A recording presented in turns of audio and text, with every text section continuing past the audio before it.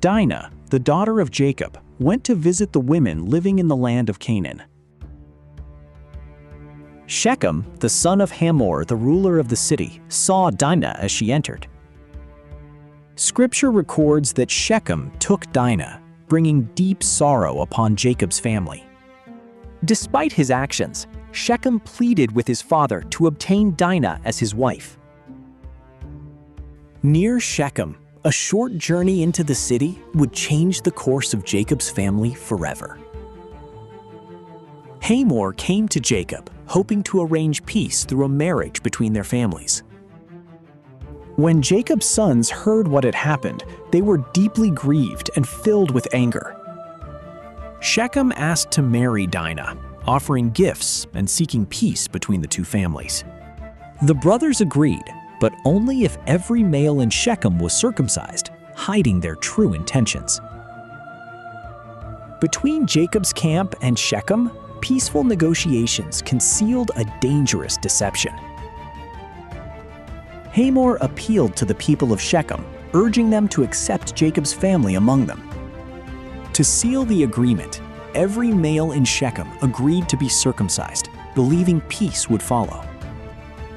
Trusting Hamor's words, the men of Shechem accepted the agreement. On the third day after the circumcision, the city grew unusually quiet as the men recovered behind closed doors. The people trusted Hamor's leadership, unaware that a terrible deception had already been set in motion. On the third day, Simeon and Levi quietly entered Shechem while the city remained unsuspecting. Without warning, fear spread through Shechem as the city descended into confusion. The brothers reached Hamor's house, where the city's leaders were caught completely unprepared. By day's end, Shechem stood silent, its streets emptied by the devastating attack. The brothers entered Shechem, and the deception they had planned reached its decisive moment. Simeon and Levi brought Dinah safely out of Shechem and returned her to her family. The sons of Jacob gathered the city's wealth, livestock, and possessions after the attack. The city's remaining families were led away as the consequences of the brothers' actions unfolded. When Jacob saw what had been done, his heart was filled with deep concern. Dinah returned safely to her family, but the consequences of Shechem would continue for generations. Jacob feared the consequences of what his sons had done to the people of Shechem. He feared that the surrounding peoples would unite against his family.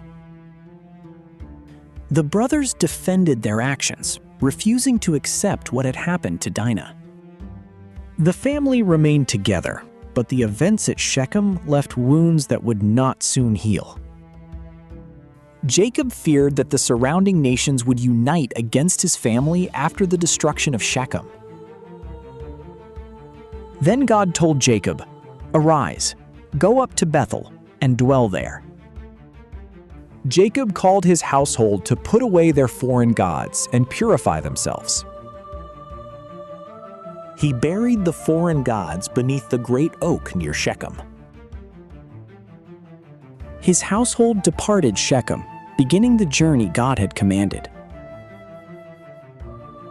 God led Jacob away from Shechem toward Bethel, where his covenant promises would be renewed. He finally arrived at Bethel, the place where God had first revealed his covenant. There, Jacob built an altar to worship the God who had guided him throughout his life. God renewed his covenant with Jacob and reaffirmed his everlasting promises. God confirmed Jacob's name as Israel, reminding him of the covenant that would shape an entire nation. Jacob reached Bethel, where God's covenant was renewed, reminding us that his faithfulness is greater than human failure. The World of Scripture.